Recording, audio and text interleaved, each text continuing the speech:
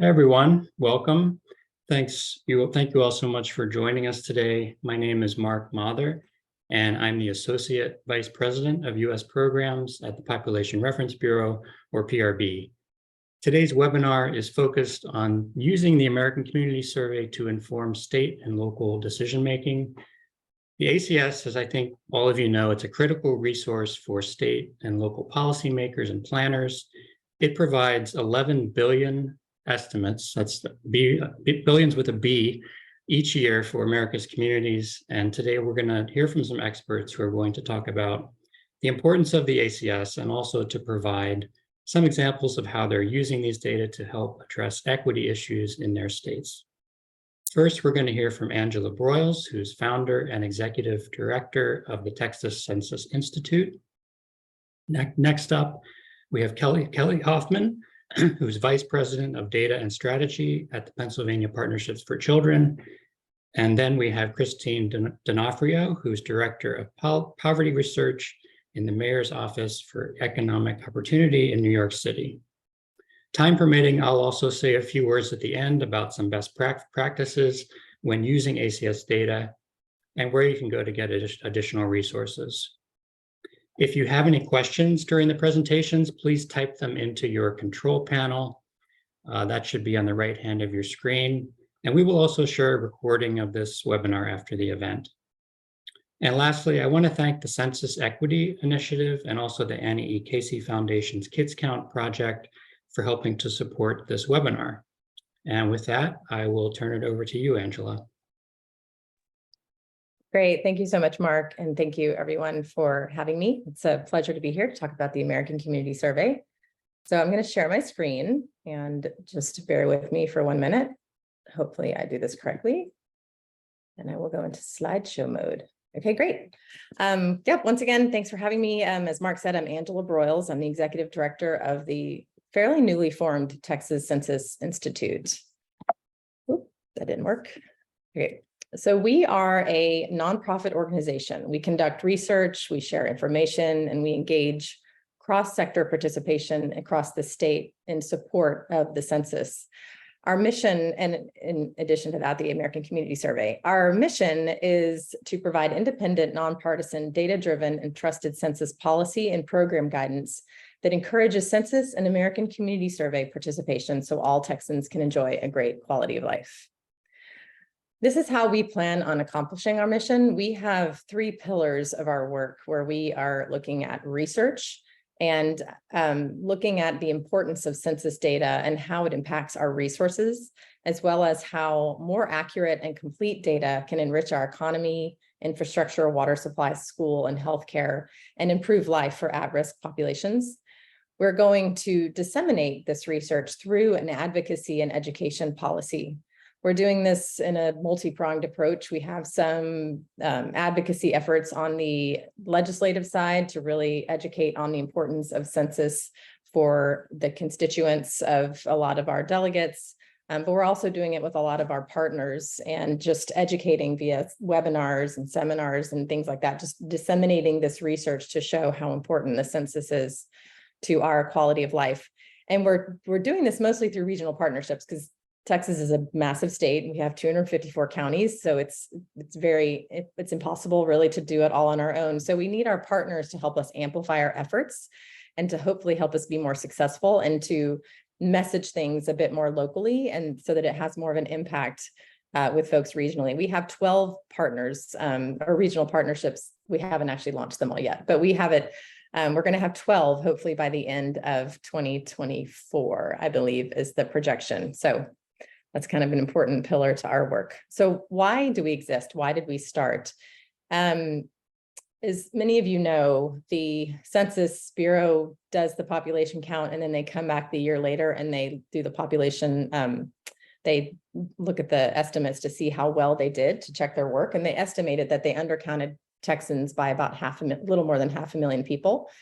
And if you look at the programs, the federal programs that derive some of their dollar amounts from population data, if you look at those programs, there's a potential that Texas could be losing $20 billion between 2020 and 2030 from that undercount. So that's a pretty big number, and that goes to support a lot of different industries and a lot of different people. So we feel like it's important to figure out how to resolve this problem so that we don't lose out on critical funds to our state.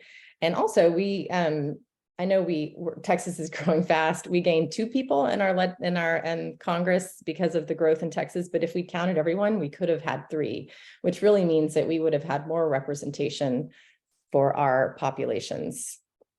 So just a quick recap, we're kind of a hub for the work in Texas to promote the accurate count by demonstrating how important it is to our resources. We're going to help to promote data accuracy through our advocacy and education, expand data access and granularity to folks in our state, and then help ensure better lives for all Texans. So I'm just going to back up a little bit and do a little bit Census 101 for everyone here on the call, even though most of you probably know about it. But we have, nationwide, the census data impacts all of these areas. It influences money. The Census Bureau just put out their report showing that $2.8 trillion in federal funds are derived from population data. That's over 350 programs whose dollar amounts are dictated by population data. Representation, so our representation in Congress is dictated by population data and also district boundaries. Planning and research. So what Kelly and Christine are going to talk to us about in detail is really how they use the data to identify local needs and evaluate impacts, and then also for advocacy. So this data can really be used to address policy gaps for underserved populations. So the decennial census is every 10 years. It's a pretty small amount of information that they ask, but this helps to distribute the trillions of dollars in federal funding, which goes to, like I said, over 350 programs, which sit in these buckets for schools, hospital, public works, infrastructure, national security, you name it. There's a federal program associated with population data.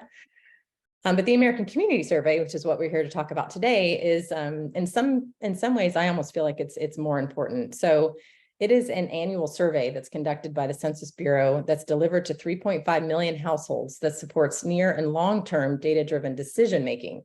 So this is all the data that's used by businesses and corporations to figure out how to merchandise, where to locate their stores and gas stations and things like that. Education, long-term school projects, knowing how many kids live in those different neighborhoods, academia for research, state and local governments, faith communities, nonprofits, researchers, the public sector, and many, many more. So it's a very integral survey that is used by many. So the type of information that's provided by the ACS, this is actually provided by it's on the Census Bureau's website, but these are some of the big ones. They look at social characteristics. So educational attainment, disability status, what languages are spoken in the home, housing characteristics. Do people rent versus own? What kind of housing and heating fuel they're using? Economic characteristics such as occupation and income, commuting, which seems like an interesting question. But then when you think about building roads and like I said, gas stations and convenience stores to support commuters, then it starts to make a little more sense. And then demographic characteristics, race and ethnicity, sex and age, and citizenship. So and if you look at these characteristics, you start to see that this is the data that a lot of people are using in order to serve their communities, constituents, and the like. So the benefits of the ACS, it allows for updated, constant updates on our population and its changing characteristics on a regular basis. And it's unique, if not the only way, to analyze a wide set of variables and topics. And a lot of the data companies out there that provide data, it's all underpinned by the Census and ACS data. So, but why are we here? Why is the Texas Census Institute formed? Why are we really here talking and promoting the ACS? We're starting to see a decline in participation rates for the American Community Survey and the Census, but today we're going to talk mostly about the ACS. This is a response rates since 2010 for Texas at ACS rates, and you can see the blue is the positive response rates that have gone down over the last decade. And if you look at the 2 decades prior, you pretty much see it hovers in the high 90s, like it pretty much stays consistent. And all of a sudden, in the last 10 years, we've started to see this decline. And what's most interesting, of course, COVID year, that's always going to be an outlier, but what's most interesting is that red part. So those are people that are the yellow is people that they just can't find, maybe they're on vacation, who knows why they're not responding, but the red is actually people that have said, I'm not going to respond to this. So the refusal rates we're seeing for people are going up, that they don't want to take the American Community Survey. There's many factors involved with that. There's, of course, COVID, but there's political discourse, there's reasons, there's confusion, there's a lot of questions on there that are somewhat personal, and people are confused. Like, do I have to take this? What is this used for? Mistrust from all angles. Like, why am I getting asked all these questions? Fear of what might happen if they share that information. Some accessibility issues. This can be everything from that they live too far away. Maybe their PO boxes weren't identified by the Bureau and they just didn't receive information, or they didn't receive it appropriately. And then also broadband limits. So we're starting to see you're able to respond, especially to the census online. So for a lot of people that didn't have broadband, we saw there some correlations with response rates and broadband. So you guys are going to love this slide. This is more for those Texans out there. This is looking at the ACS response rates for our 12 regions in the state. And so what this demonstrates is it's kind of across the board. If you look at the whole United States as well, it's just on the decline, response rates in general. But like, for instance, I'm looking bottom right, like West Texas, that's really fascinating. I'm wondering what's going on down there. They've gone from 95% response rates down to 73%. So that, this is something that we want to start to look into and research with our work, looking at the ACS. So what are the impacts of low participation? Why does it matter? Why do we care that people are responding to the ACS? So one of our kind of key takeaways that we found is that if you have low participation rates, it's going to equal inaccurate data and then potentially loss of resources. So this is an example in Texas that impacts early childhood care and education. So as anybody that works in education knows, two of the primary drivers for K through 12 academic outcomes is the mother's education level and access to quality early childhood education for their children. In Hidalgo County, which is in the Rio Grande Valley, participation rates in 2010 resulted in reduced funding for Head Start. And that's a very popular federally funded program that supports early childhood education. They could only serve 25% of the need. So what happened was they had the budget and the funding for 3,600 kids, but they actually identified 14,000 in their community that needed the services, but they were not counted. The data wasn't there. They didn't have the full funds to provide a program that was the most beneficial to their community. In 2020, there was an even more dramatic drop, and children and families, they've been deprived of this essential early childhood care for over a decade here in the state of Texas. So this is a quote. We also talked to the executive director of the North Texas Food Bank. One of the things they've noticed that they started mapping out their budgets and their food bank deserts and things like that is that they're seeing a much larger, the need is much larger than they would indicate. So what they're finding is that their funding is significantly greater than what they had budgeted for based on the data. So once again, the low participation rates are really equaling inaccurate data and potentially a loss of resources. So, and kind of going back to that, as many of you know, the lower the participation rates, the lower the statistically viability of the data. It's just not going to be good data. If you don't have a lot of people responding and you don't have a robust participation, your data is just not as statistically viable as it would be if everyone would respond. So these are some of the measures that the Texas Census Institute is using to counteract low participation rates, but they're ones that are generally good to adopt all over. We have a very specific strategy and approach in order to do this, but I just wanted to mention a few here. So one of those is communicating, community organizing early and broadly. So that means really just talking about the ACS, talking about how important it is, sharing information that like Kelly and Christine, like the work that they're doing and how important it is to communities. Accessibility, this is helping people with language barriers through the media. There's a whole broadband movement across the state, across the nation, which is great, but just realizing that some folks don't have access due to broadband and of course, ease of participating. And trust, this is a big one that we're really focusing on is getting in, finding those trusted intermediaries, the face-to-face interactions to really talk to people about the fact that it's okay to take the ACS, it's okay to take the census, but a lot of people are going to have fear and it's nice to have someone they can trust tell them that it's okay to take it. And then messaging. So which is one of our key pillars, which is we're really looking at how the census benefits children and families, how the money that we're losing needs to come back to support our communities, and the benefits of long-term resource planning to support our quality of life. And then I'm almost done.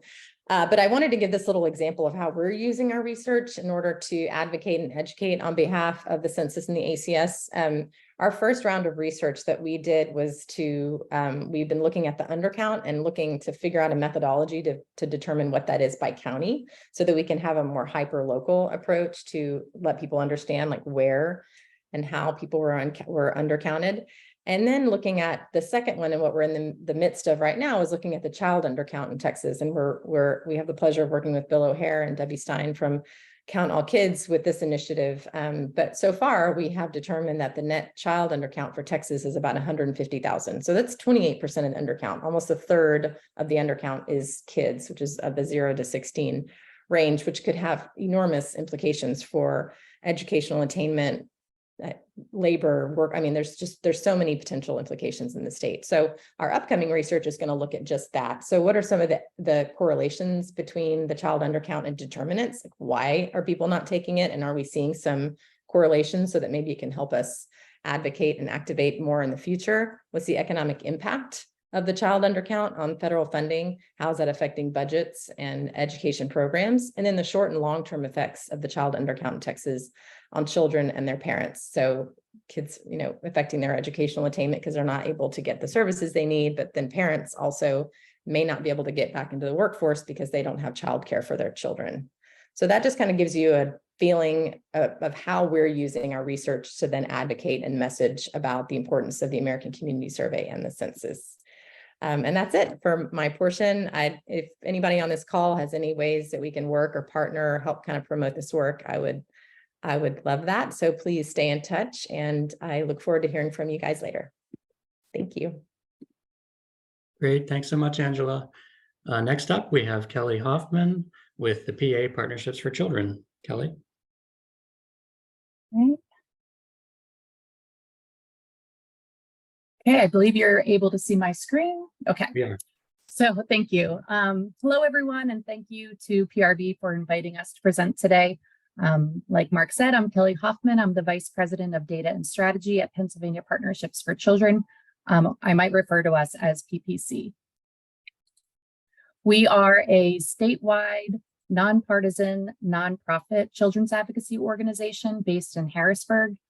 For those of you not familiar with your geography, Harrisburg is the capital of Pennsylvania. It is not Philadelphia. PPC distinguishes ourselves as being data-driven and the only multi-issue statewide children's advocacy organization in Pennsylvania. We focus on 5 policy agenda areas: healthcare, child welfare, home visiting, early learning, and K-12 education. And I'm going to focus on early childhood education today. So you may be familiar with the National Kids Count Project, which is funded by the Annie E. Casey Foundation. We are the Pennsylvania Project and have been since Kids Count expanded to Pennsylvania in 1993. We are also responsible for updating the Kids Count Data Center. On the Pennsylvania side, we have over 130 child well-being indicators at the state, county, city, and school district levels. And most of our indicators also include research-based explanations on why the data matters and how child well-being is impacted. So several of the indicators on the Kids Count Data Center use data from the U.S. Census Bureau, especially the American Community Survey. And then at PPC, we use 4 core strategies to accomplish our work. In my opinion, the most important is the reliable and trusted research and analysis. We also use strategic communications to increase awareness, state and federal government relations, and then also mobilization of individuals and organizations through our coalition work. So on the early learning side, Early Learning Pennsylvania, or ELPA, is a broad-based coalition that promotes access to voluntary, high-quality early learning and healthy development opportunities for every Pennsylvania child. So within the coalition, there are 4 distinct campaigns. Childhood Begins at Home focuses on the value of evidence-based home visiting. Pre-K for PA focuses on making high-quality pre-K accessible to every 3- and 4-year-old in Pennsylvania. Start Strong PA advocates for increased access to high-quality childcare programs, beginning with infants and toddlers, and making that care affordable. And then Thriving PA is the newest campaign, and it focuses on access to comprehensive perinatal health services, children's health insurance, nutrition supports, lead screening and abatement, and access to early intervention for infants and toddlers. So today's presentation highlights some of the work we do in the Start Strong PA and Pre-K for PA campaigns, where we are relied on for our data work. So PPC's long-term early learning goal is comprised of 4 objectives, and 2 of them relate to increasing the number of children enrolled in publicly funded high-quality pre-K and increasing the number of children enrolled in Pennsylvania's subsidized childcare program called Childcare Works. So in order to advocate for increasing the number of children enrolled in these programs, we need to show how many children are eligible, how many are enrolled, and how many are left unserved. So to do that for childcare, we focus on 4 different data sets. We're interested in all children under 5, as well as the subset of infants and toddlers or children under 3. And in this case, we use the decennial census to get those age groups. We estimate the number of children who need childcare by using the ACS table related to parental employment. So we multiply the percent of children under 6 who have all available parents in the labor force by the count of children in those 2 age groups. Then to estimate eligibility for childcare works, we multiply those counts by the percent of children under 6 years living in families with incomes below 200% of the US poverty threshold, which we obtained from the ACS, the poverty ACS table I listed here. And what's wonderful about the American Community Survey is that we can obtain all of this data at the state, county, school district, state senate, state house, and congressional district levels. And we've worked with our state government to have them provide us with point-in-time counts of children enrolled in childcare works by those same geographies. So here's our 2023 statewide fact sheet, and it shows that 75% of all children eligible for subsidized childcare are not served. And this is also true for 79% of eligible infants and toddlers. And then on here, we also capture additional information about the percent of children in childcare works who are enrolled in high quality settings and how much capacity is high quality. This year, we created fact sheets showing this information for all 67 counties and comparing that to Pennsylvania.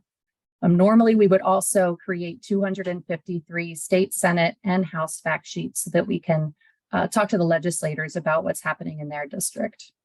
But unfortunately, due to redistricting, the 2021 ACS data was released using the prior district boundaries. So we weren't able to determine need, eligibility, and the number of children unserved by legislative and congressional district.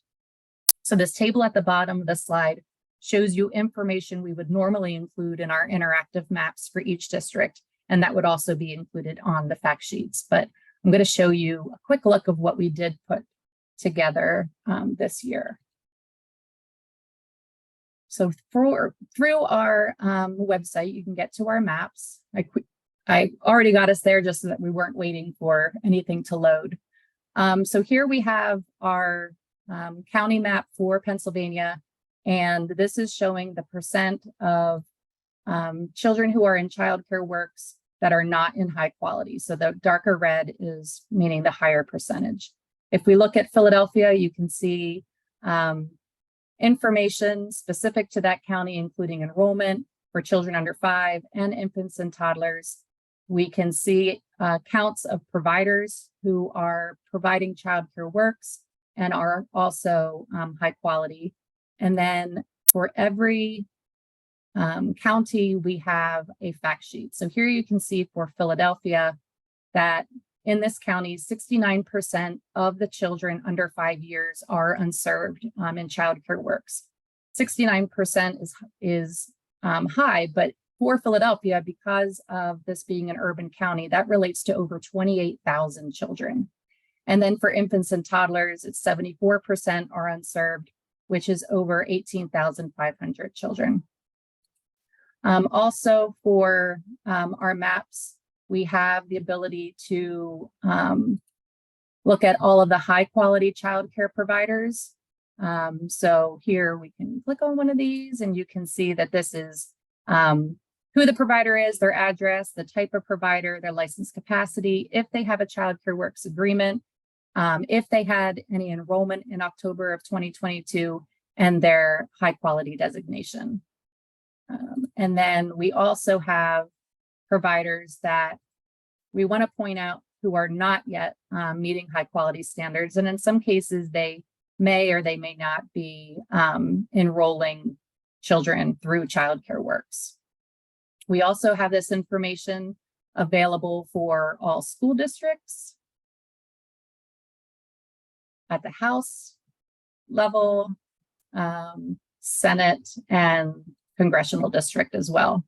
And like I said, in the past, based on data that we had available at those district levels based on the American Community Survey, we would then also have fact sheets specific to those Senate or the Senate, congressional, and House districts. So in this case, this was last year's fact sheet, and you can see 88% of the children were unserved in this district.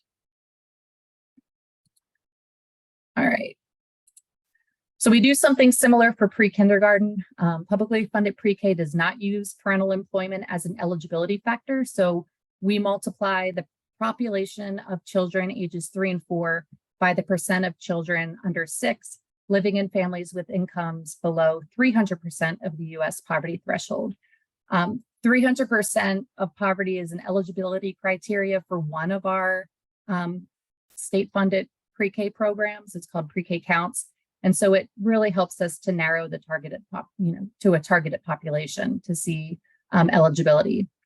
Again, we obtain this data at the state, county, school district, the state Senate, and state House district levels.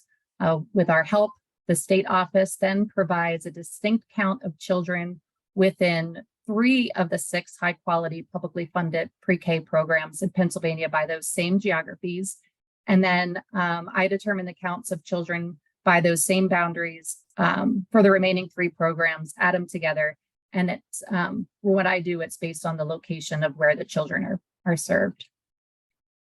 So here's our 2023 statewide fact sheet, and it shows that 57% of eligible 3 and 4-year-olds do not have access. Again, you can see that the fact sheet shows the estimated count of eligible children as well as the count who are not served. And showing this data at a legislative district level really makes it more personal for legislators and has potentially helped us to increase to the state pre-K appropriation to where it is today.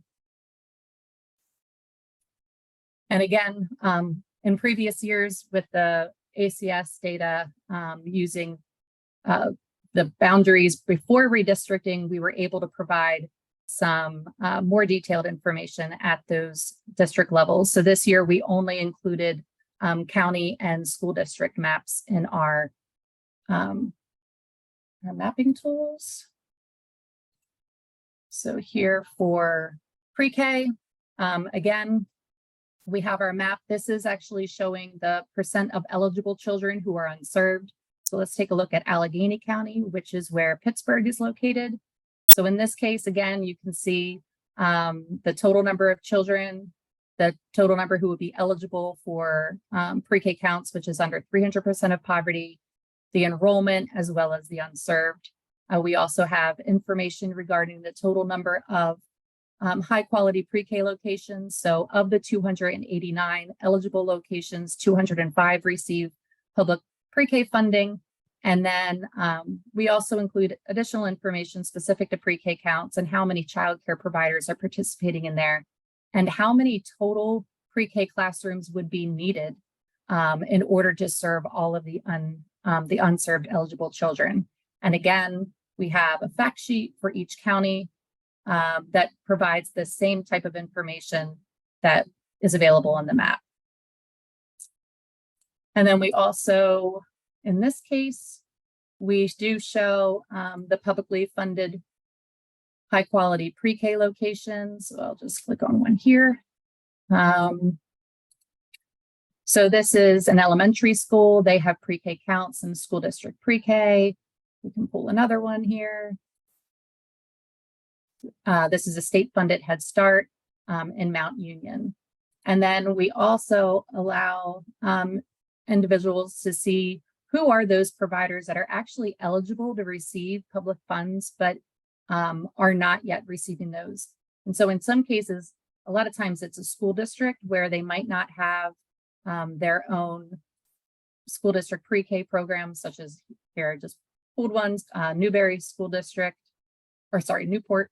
And here's like a Keystone Star. It's a high quality childcare center, and they either are not providing pre-K counts, or they are not serving children through childcare works.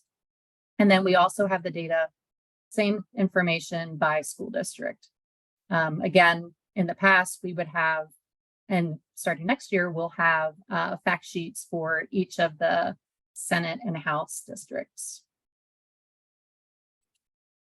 So as we circle back to early learning advocacy, we found that it's important to keep data front and center. So this includes sharing local data with certain media markets, freshman legislators, those policymakers who really are influential, especially when it comes to budget votes, and also gubernatorial candidates.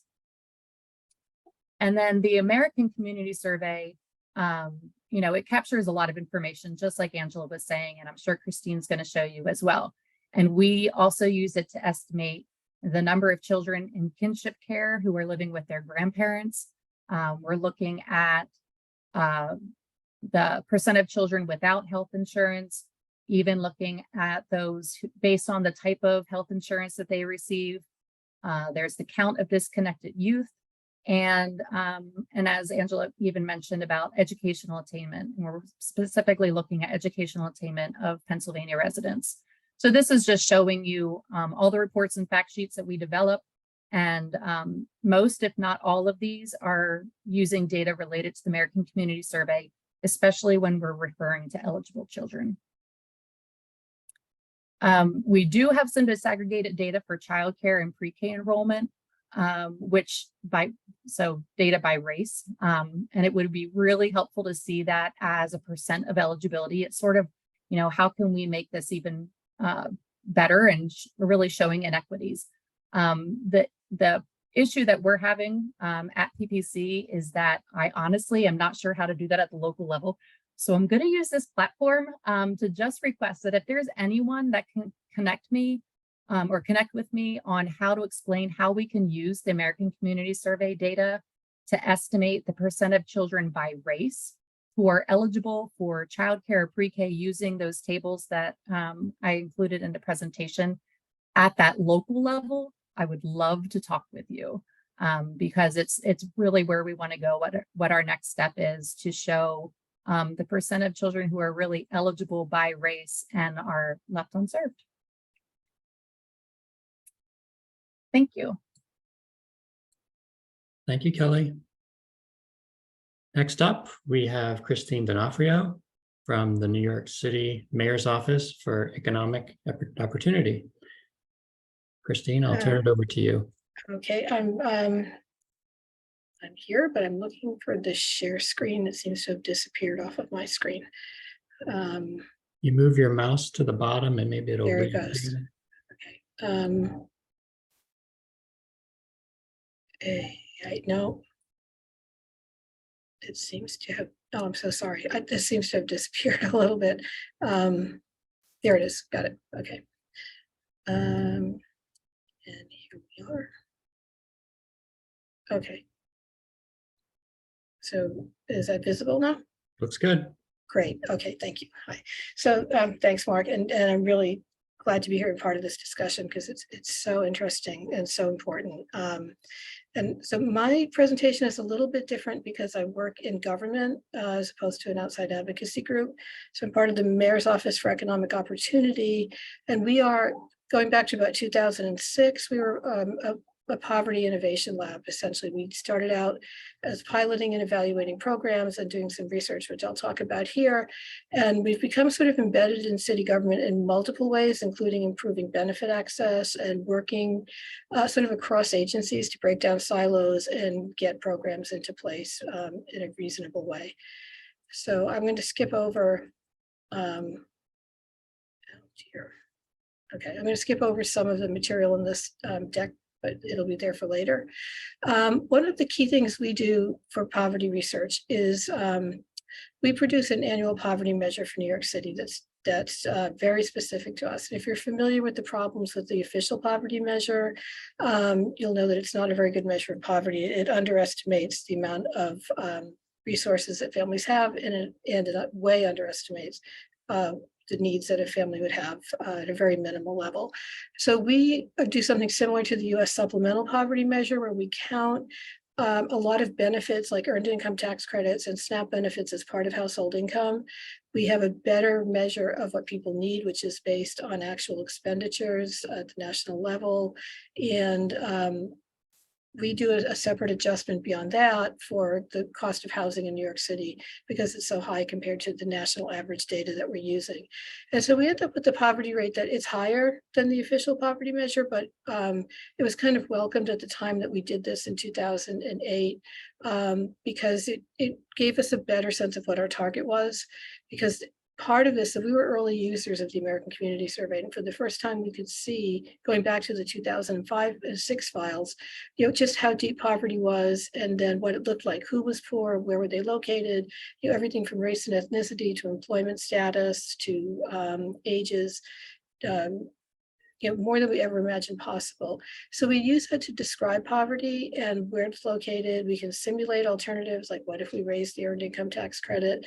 And we do a lot of work with immigrant populations, sort of expanding it. I'll talk a little bit about how we expand beyond what's actually in the ACS to figure out even more information. And so we work both internally with our own agency and also with a lot of other city agencies, because part of being an early user of the ACS was that we sort of became the go-to people for just basic demographic information.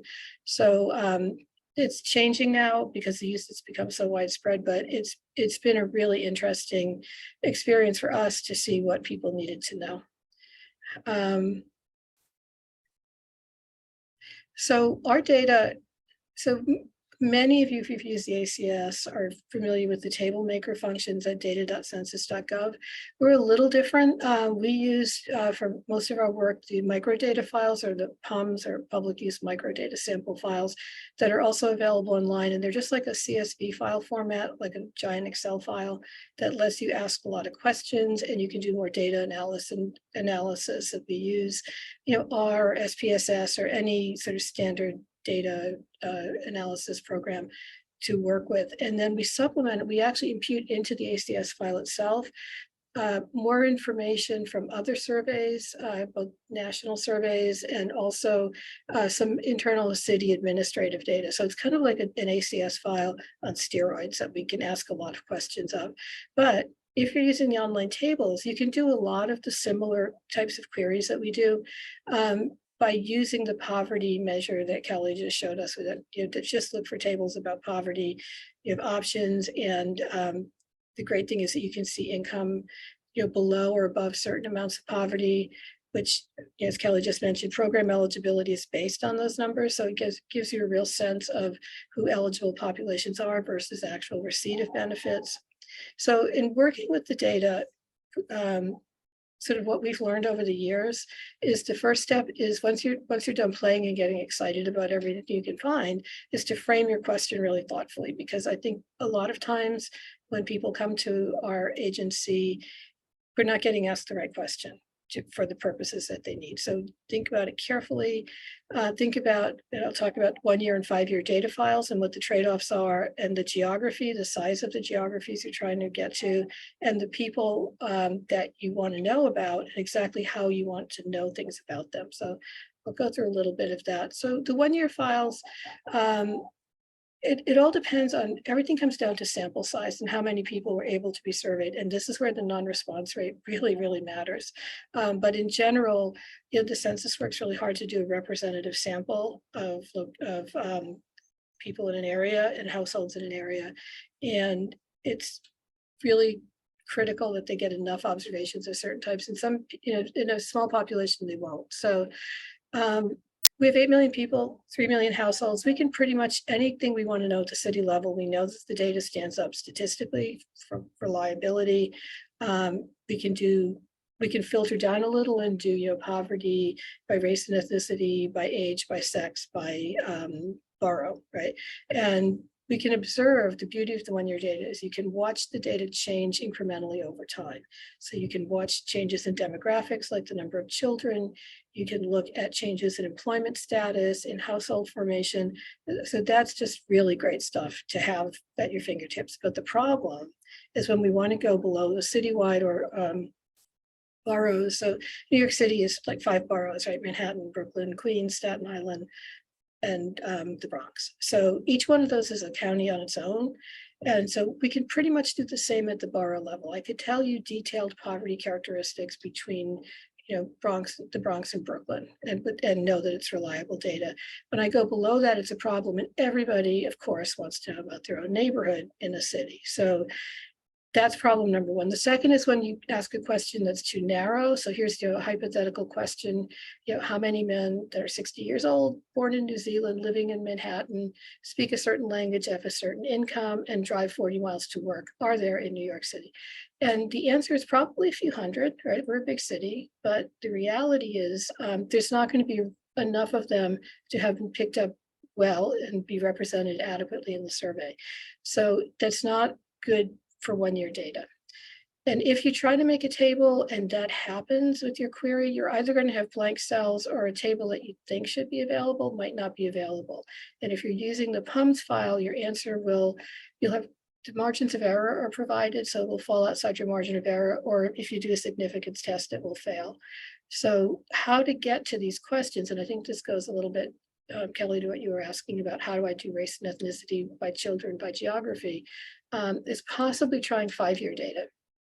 So what this does, and when you look on the years tab in the table makers, you'll see choices of 1 and 5-year data. And what the 5-year data files do is they average the responses across 5 years, which means now you have 5 times the number of observations than you would have in a 1-year file. And your data is more reliable, you can ask it more questions, and there's a lot of geographic options at that level. Our solution, and something that works, I think, in a lot of urban areas and in metropolitan areas that include sort of suburban outer areas, would be to use the PUMA, which is a public use microdata area. It's 100,000 people per PUMA. In New York City, we're lucky to actually coincide with our city council districts. And each one contains several neighborhoods, but maybe not an entire neighborhood. And sometimes there are problems with, for example, the PUMA for Lower Manhattan includes Wall Street, the city government district, Chinatown, and Tribeca, and parts of Greenwich Village. Chinatown has a lot of poverty and a lot of sort of older immigrant populations that are in poverty compared to, say, Soho with loft dwelling Wall Street people. So even that's not good enough sometimes, and we work around as much as we can or supplement it with what we know from other data sets. So I can skip all of this. There are tiny areas like ZICTAs, zip code areas, and census tracts. Our city planning department has managed to build up a bunch of census tracts into neighborhoods using the 5-year data and adding up all of the census tracts in a neighborhood and getting more data out of it that way, and then overlaying other things like zoning and building data. And also using 5-year data avoids the 2020 data quality problem. That lack of response that you saw in the 2020 data in Texas was a national problem. And that year's data was released as an experimental data set because of problems with actually managing to continue the survey during COVID. So last year's report, I have a link to it here, we couldn't really say much about poverty, but we did say a lot about trying to use the data at local levels. So it might be worth taking a look at if 2020 is of concern. Otherwise, in the 5-year data, it gets kind of smushed in with the other years around it, and it's not so much of a problem. So this is what we generate using our PUMA level data. We also supplement this with tables, and we do a ranking in our report of each PUMA racial and ethnic composition of the highest and lowest poverty rate PUMAs for comparison. We do a lot of thinking about equity and distribution of city resources. So as much as we can build in around both ethnicity, sex, age variables, it's really important for our users. Okay.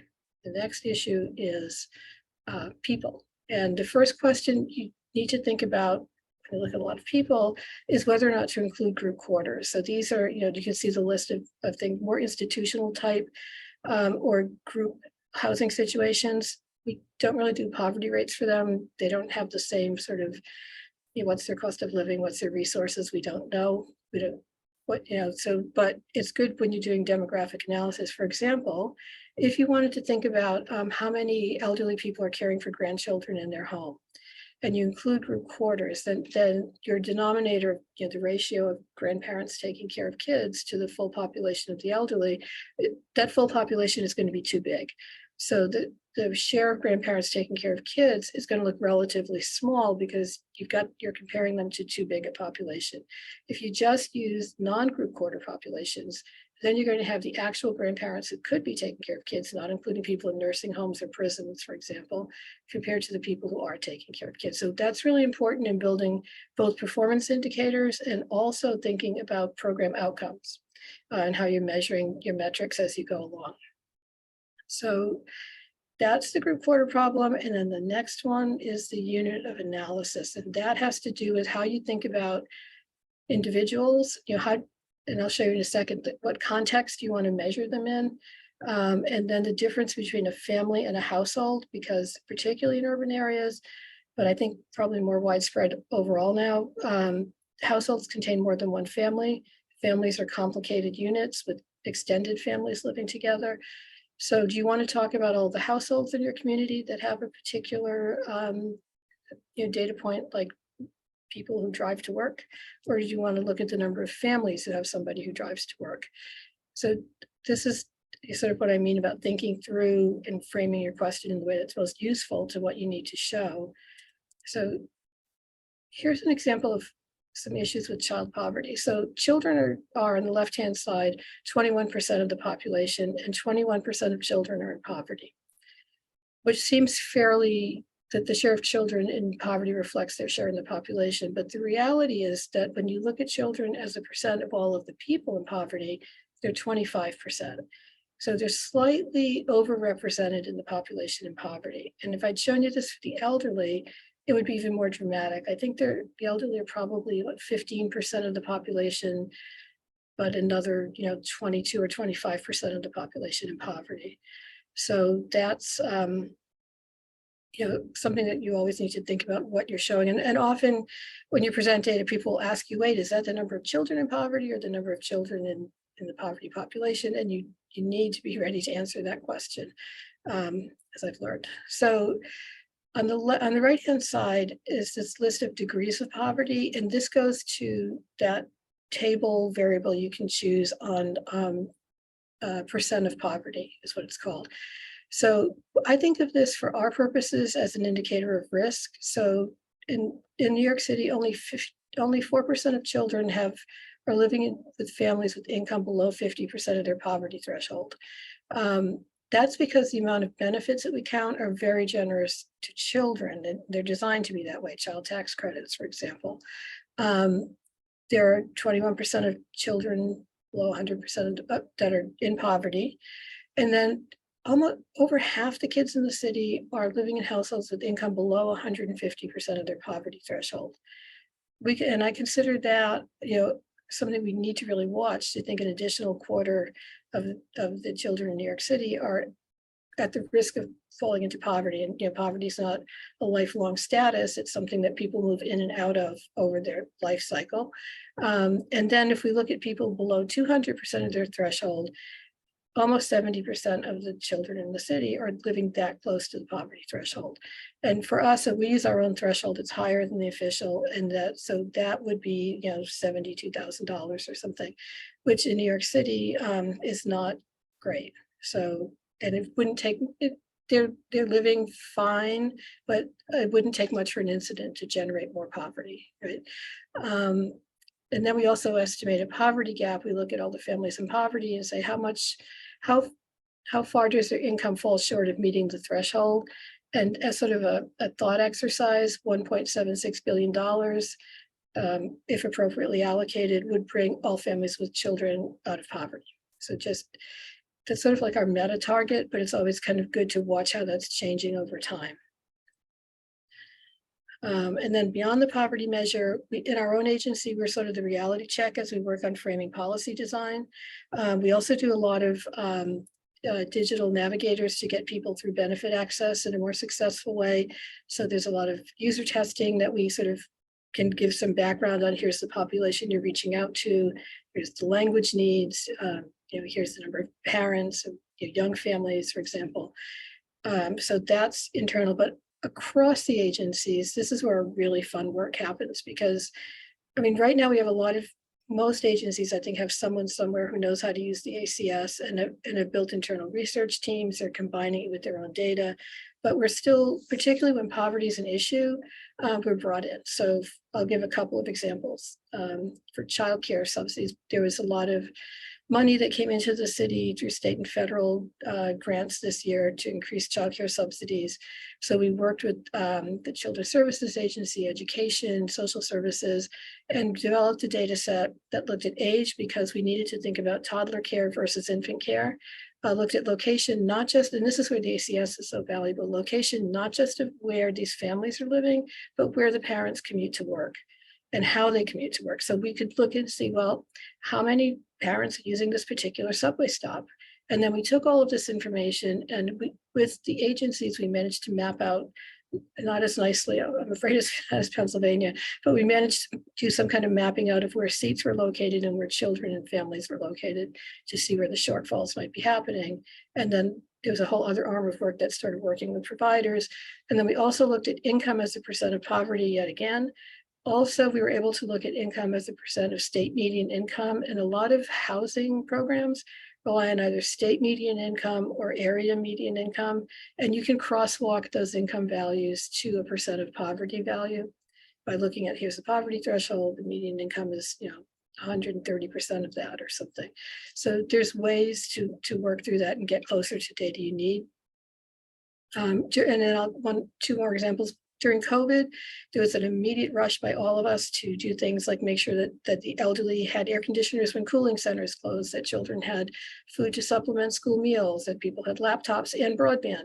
And so the ACS had information on all of this, and we combined that with agency data. And as we did our work, what kept rising to the top was the similarity of needs by neighborhood. So now this has moved into a bigger project that's I think more of a task force that is ranking neighborhoods by various types of need, whether it be poverty or whether it be groundwater flooding, right? And this goes to a lot of our work on equity and inclusion into city services, and also efficiency, right, in providing services. And then we do, probably one of our strongest partnerships is with the Mayor's Office of Immigrant Affairs, where we take the ACS and we have a way of we have a way of looking at how do we estimate immigrant populations in a way that's useful for the Immigrant Affairs Office, and also estimating immigration status, because there's multiple variations of legal and non-legal immigration status that we can sort of talk about. Eligibility issues, for example, needs for healthcare that aren't eligible for public funded healthcare. So we do a lot of work on estimating those populations. And once we know immigration status, we can remove eligibility from our estimates of poverty. So for example, no longer eligible for the earned income tax credit, and come out with a totally different poverty rate solely for immigrants in New York City. And that has been also really, really helpful in sort of making the case of where the need is. And I'll skip over the rest, but I will say that climate change is providing us with some very interesting work, and workforce development is another big area for us. But and that ties into anti-poverty work. Of course, the simulations that we can do now are these what if questions. So what if the minimum wage increased from $7.25 to $15? And when that happened, we were part of that discussion of saying it would move X number of not just workers out of poverty, but their families move out of poverty with them. So, X number of children moved out of poverty. We've estimated expanded tax credits at the city level. And also what happens if things come down to us at the federal or state level? What if we had baby bonds? What if we had a universal income? And in every step of the way, we're looking at the effect on the poverty rate, who moves out of poverty, who stays behind in poverty, what more is needed if they do. And then we're kind of like the first cut on program costs. We're never the definitive answer. That would, obviously go to budget offices and other agencies, but is this even feasible from a fiscal standpoint at the way we've designed it, or do we need to rethink it? Would be an easy question for us to at least begin to approach. So I believe that's it. I'm not able to move this. There we go. There is an information screen. You can reach out to me for help. I'm not sure how much help I can be on other geographies, but I can try and at least get you in the right point. And I will say one of our resources that you should think about is hire a grad student, because in the social services agencies, they use American Community Survey data. Social science programs. They use this data a lot, and they come in with the latest techniques and have used it in research. So it's really a great thing and it gives them a good sort of experience too. So I think I can stop sharing. Yep. There we go. Okay. Great, thanks, Christine. I'm gonna close with some links to some additional resources and also some best practices and pitfalls based on our experience at PRB and working with the ACS data. So I have a few slides myself. If panelists, you can hold off for Q&A for a few more minutes. I'm just going to probably take 10 minutes here to go through some quick slides. Let me share my screen.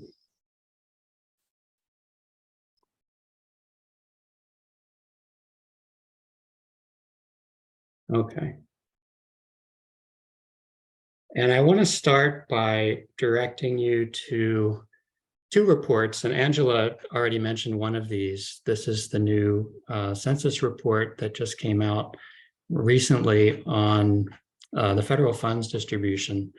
So as Angela mentioned, this report shows how census data, including the American Community Survey, is now used to distribute more than $2.8 trillion in federal funds, and that was in 2021. So that encompasses all of the census data, not just decennial census, but it's a huge amount of money and shows how vitally important these data are.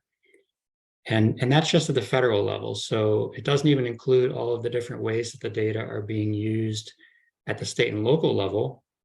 And for some of those subnational examples, I encourage you to take a look at this recent report that was produced by the Census Project. It's called America's Essential Economic and Social Data at Risk. I co-authored this report with Linda Jacobson, who's now a senior fellow at PRB. And we initially envisioned this report as a 10 to 15 page paper, and it quickly evolved into a 40-page report on the importance of the ACS and how the data are being used by businesses, planners, and policymakers. So I encourage you to take a look at that as well. So turning briefly to some best practices, how to choose which ACS estimates to use. There are often multiple estimates to choose from.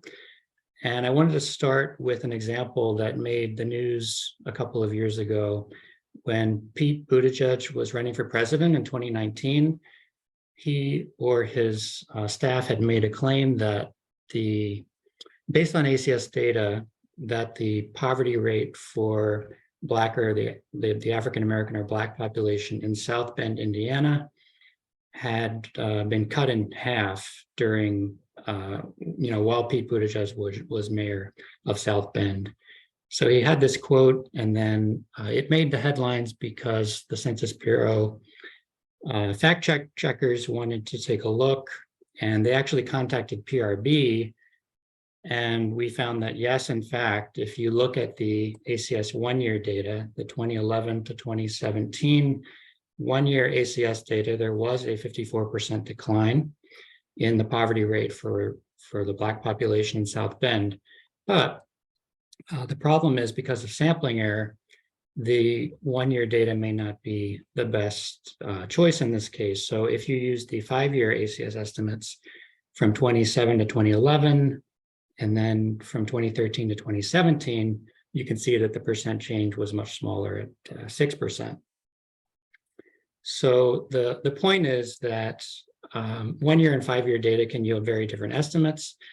And the Census Bureau notes that you should really use the 1 year data when analyzing large populations and when currency is more important than precision. And they encourage folks to use the 5 year data when precision is more important and when you're analyzing small populations. We also get quite a few questions at PRB about whether folks can use the ACS data for counts. Counts are important, obviously, for policymakers. The counts tell you how much money you need to implement a new policy, for example, how many people are at risk or need assistance. So obviously counts are important, but it's important to note that the ACS really wasn't designed to generate counts. It's really meant to produce information about the characteristics of the population. So that's things like percentages, means, medians, and rates. And folks should turn to the 2010-2020 census when they do need counts. You should see if the data that you need are available there, or in between census years, you can check out the Census Bureau's Population Estimates Program for basic population housing statistics in those intercensal years. Having said this, I know that a lot of people do use the counts from the ACS. That's actually fairly common because they're often the only data available. And we would just encourage folks that, before you use ACS counts, you should really pay attention to the margins of error associated with those data and check to see if the data that you need might be available somewhere else. These ACS counts, they really do become important, though, when you need to combine ACS estimates. So when you're working with ACS data for small geographic areas, as many of our panelists here are doing, Christine just mentioned that sampling error can become an issue. So to improve the reliability of those data, there are a few different approaches you can take. You can combine different geographic areas, so combining smaller geographic areas into a larger geographic area. You can combine different categories or groups if that is appropriate for your particular audience. Or you can combine multiple years of data, which is really what the Census Bureau is doing with their 5-year ACS estimates. And so 1 year and 5 year data are what you can get from the published statistics, but PRB has also sometimes created 3-year estimates, which we found have been a good comparison, a good compromise between the 1 year and the 5 year data. And to go back to the New York example again, the New York City Department of City Planning in New York provides a great example of combining geographic areas with their neighborhood tabulation areas. So they basically combine census tracts into larger neighborhoods and got much better data by doing so. So on the left-hand side these are the information from data.census.gov, one of their reference maps. And on the right-hand side, you can see the result of aggregating those census tracts into these neighborhoods to create a product that has much more reliable data.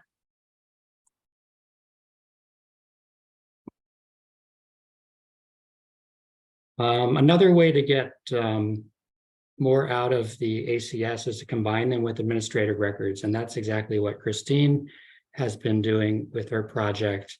One of the challenges with ACS data is that they don't include much information about health, but the ACS has lots of information about social economic characteristics, demographic and housing data that are linked to health outcomes. So the data are often used to link city, county, neighborhood characteristics with health data from other sources. ACS data are also used to estimate program eligibility. So how many people are eligible for the Supplemental Nutrition Assistance Program, or SNAP, benefits. They're also used to develop indices. So I think most of you are familiar with the State Kids Count Index of Child Wellbeing. That's a great example of combining ACS data with other sources. And in this case, they're doing that to track child well-being over time and across states. And then you can borrow strength. This is again a what Christine has done and other researchers, they borrow strength from the ACS data to improve estimates. And the Census Bureau does this themselves with their SAPI program, where they're producing single-year poverty estimates at the county level by combining ACS estimates with IRS records and other data. The Census Bureau has other reasons for wanting to use administrative records, namely that Title III requires them to do so. So the Bureau has to consider data already available before they collect it from the public. They're also required to reduce respondent burden to the extent that they can, and they want to produce the highest quality data available, so administrative records can help in that regard. But then one of the ongoing challenges, and it's going to become more of a challenge in the future, is declining response rates. And along with that, increasing concerns about non-response bias in the American Community Survey.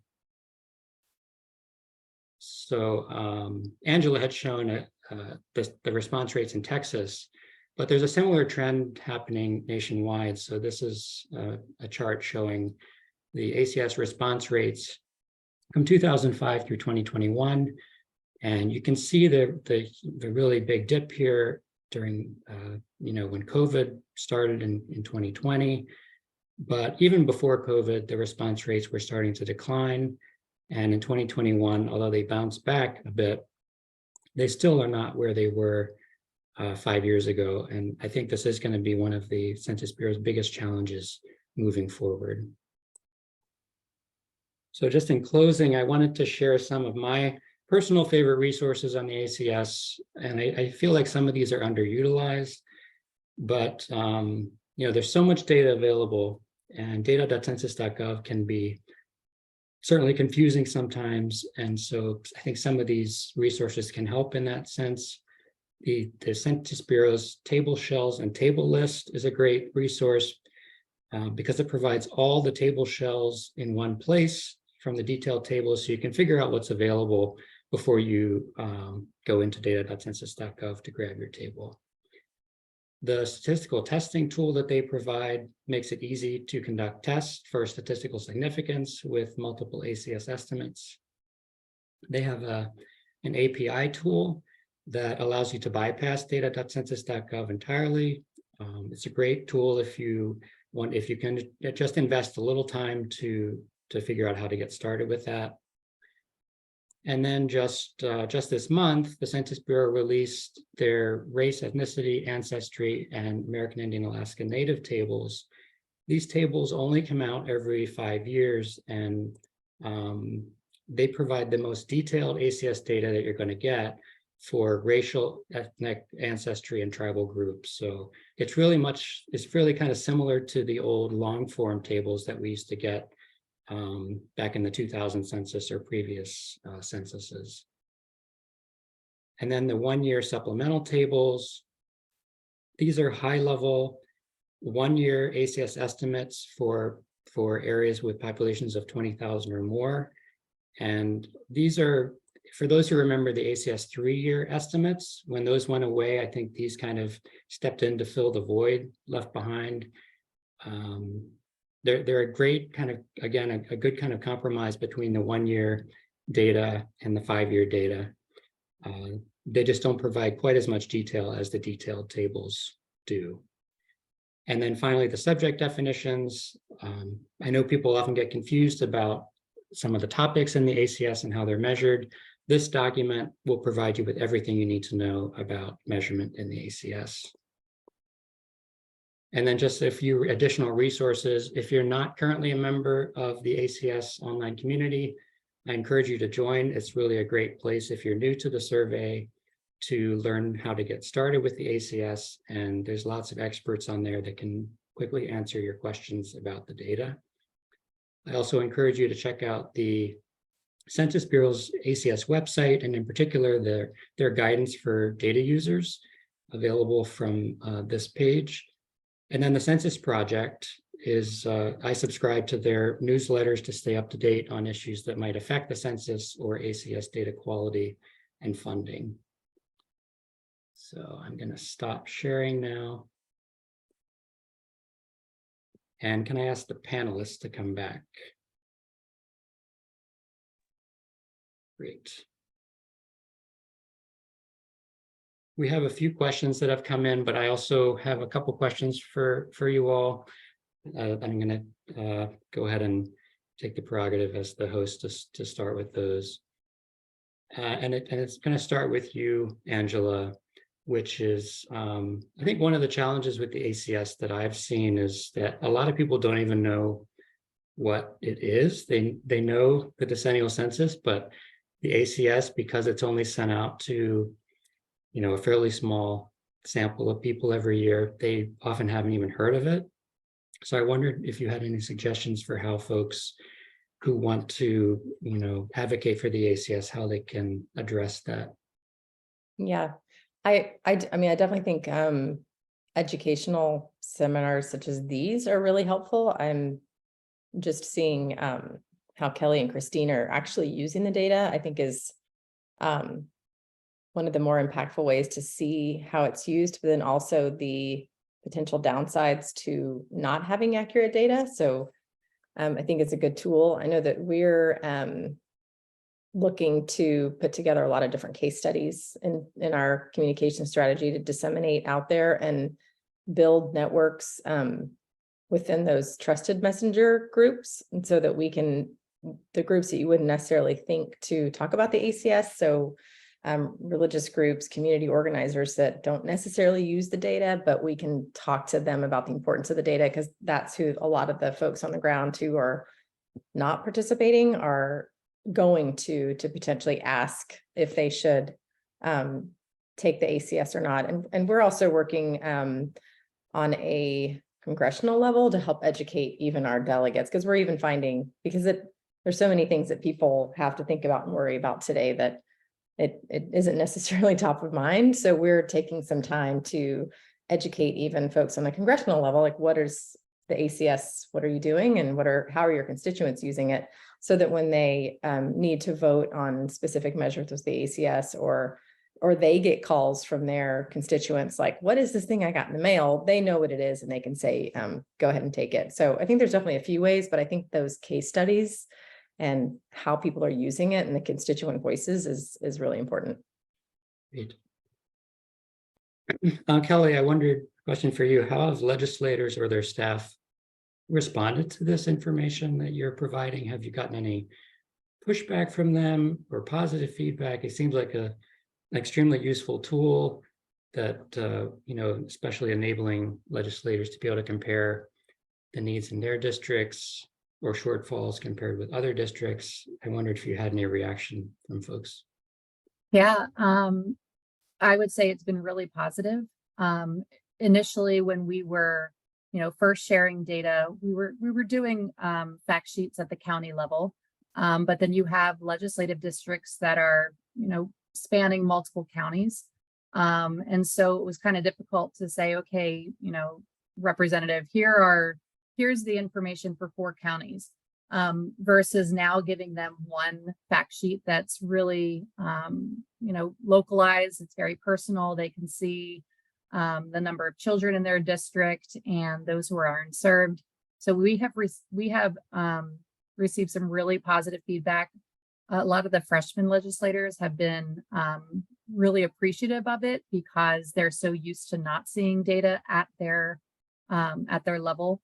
Or actually, since they're so new, they haven't necessarily seen that data yet. But initially, when we first started providing the data at the legislative district level, we received some really positive response. And then even just recently, a couple of years ago, PPC did a strategic plan, and we did like an environmental scan, including reaching out to some legislators, and they had included that, that PPC, they know who to go to for data. So they know that they can trust the data that we're sharing. But they did point out that they really do appreciate seeing that data at their for their locality. Great. And then Christine, I can tell a lot of work and research went into producing this supplemental poverty measure. It's like a supplemental poverty measure for New York. And you kind of alluded to this, that people might be able to do something like this on a smaller scale without using the PUMs. is there a way for people to get started to do something similar for their local areas or cities?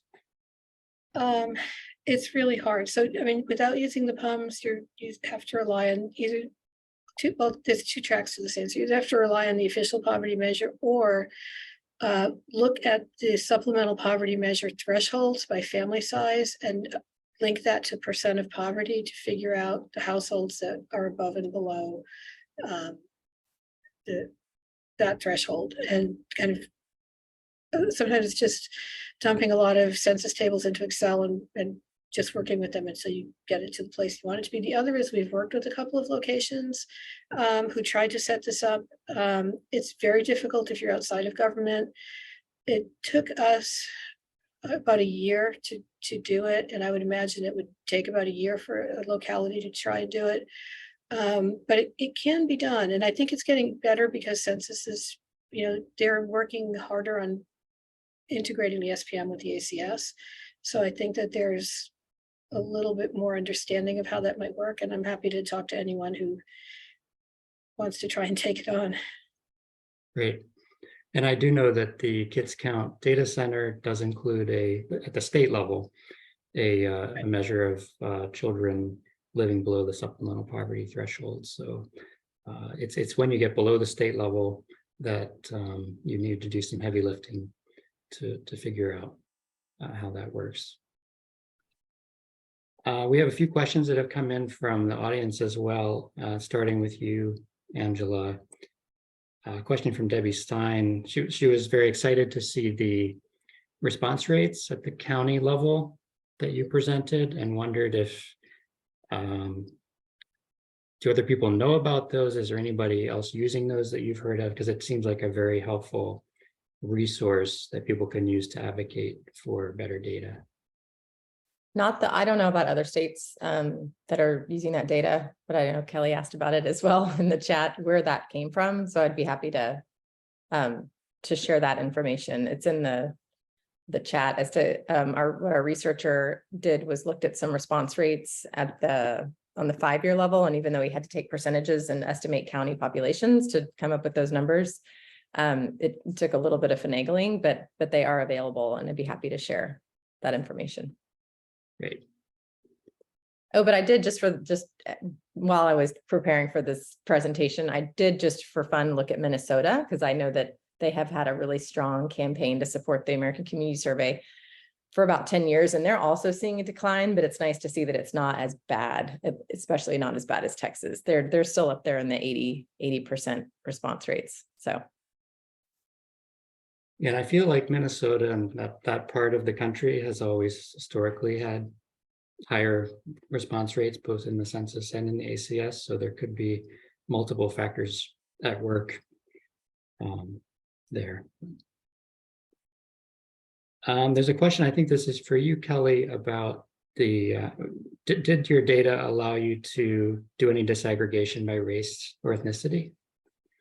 So we have a great relationship with the Office of Child Development and Early Learning within the Pennsylvania Departments of Education and Human Services.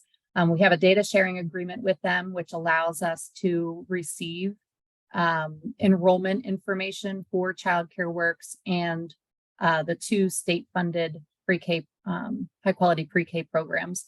So we do have that data that's disaggregated by race and ethnicity. So we could show enrollment. We'll have to be careful in some cases. The state asks us to suppress any counts that are less than 11. And so in some cases, there could be a lot of suppressed data when we're getting down to a lower geography level.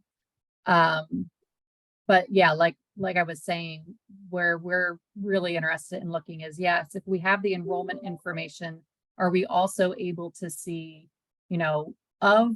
if we know that there are 200 Hispanic children in this district, what % of them need childcare? And then also what % of them are actually low income or living below 200% of poverty? And we can't necessarily assume that for all children under 6, that's true for the entire geography.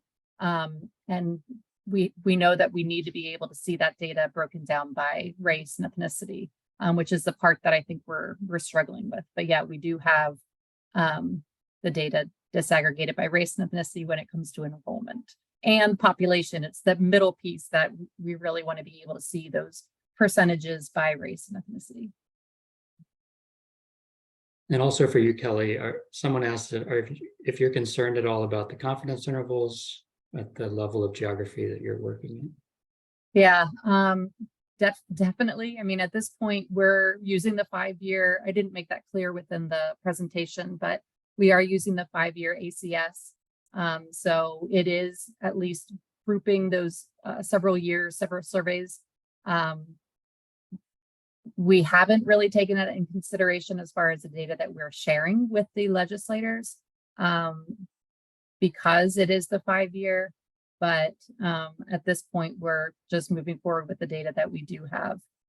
And then I did actually answer a question during Christine's presentation about what is the mapping tool that's being used, and it's ArcGIS. You can get a really good rate if you're a nonprofit. Great. Let's see, there's another question. With the recent increase in government impersonator scams calling individuals all over the US, do you believe that this has decreased confidence in the population to be a respondent to ACS and other surveys? What would be a solution to increase confidence in responding to the ACS? Or concerns about data breaches, awareness of data collection on the population by many companies? I just open that up to anybody who wants to respond. I mean, that's a really, really tricky one. It's probably hopefully not impossible, but that's definitely what we're tackling. I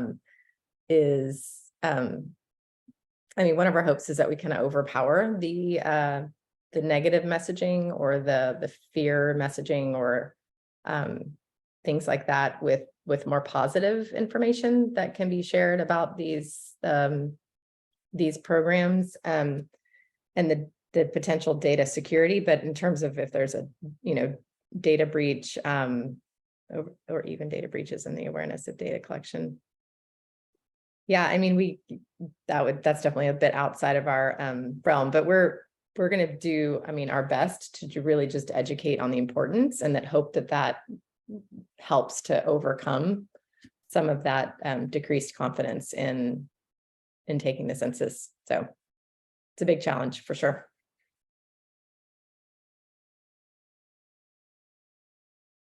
Debbie Stein again, just wanted to note that it's been a great webinar, and she'd also love to see a presentation on how businesses use the ACS. Thinks that's an important use that we should know more about. And I just wanted to respond to that briefly by saying that, for this report that we produced for the Census project, we really looked hard for solid case studies of businesses using ACS data. And we have found that it's the hardest one to find. I think that's mostly it's not because businesses aren't using the data, but it's because they either don't know that they're using ACS data, or they're not publicizing it. I mean, they often have proprietary information.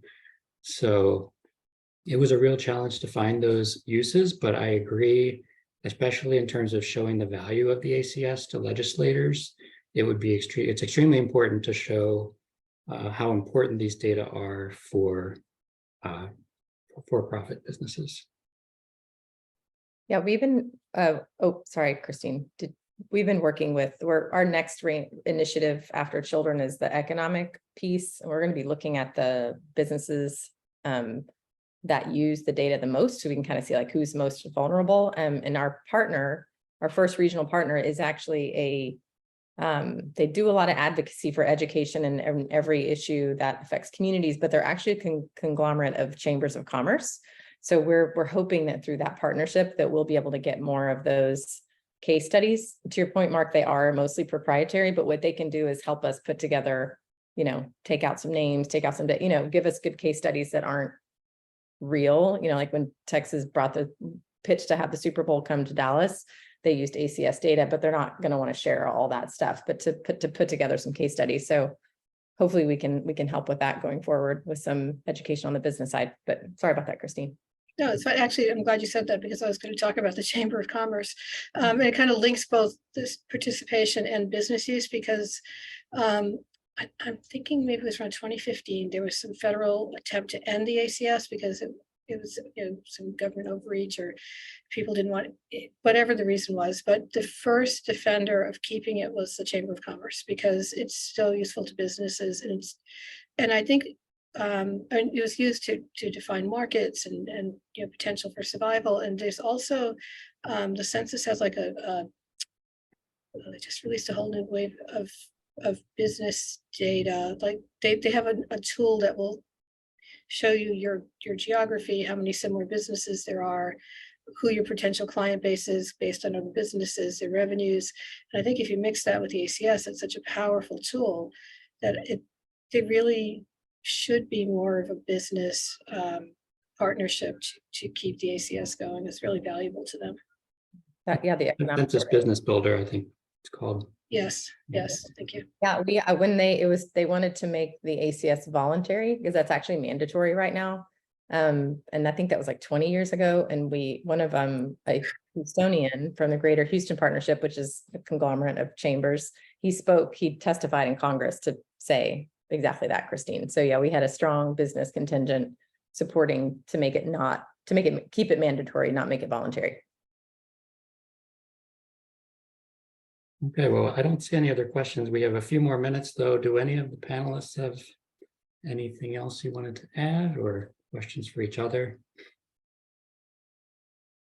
I'll add just one more resource that's been really helpful for us is Census puts out a set of videos on YouTube called the Census Academy, and it takes you through some of the more, it's just great to watch somebody do it hands-on and say, oh, that's what that means. So yeah.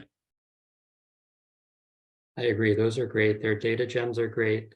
Short videos describing, if you want to get started in data to census.gov or any of their tools, those are great places to start. All right, well, I think that's all the questions then. I want to thank everyone for joining today and especially our panelists for sharing your work. This has been great. And as I noted in the chat, we will share all the materials from this webinar with the registrants in the coming days. And with that, thanks again. I hope everyone enjoys the rest of your day. Thank you. Thank you. Thank you all. Thanks, everyone.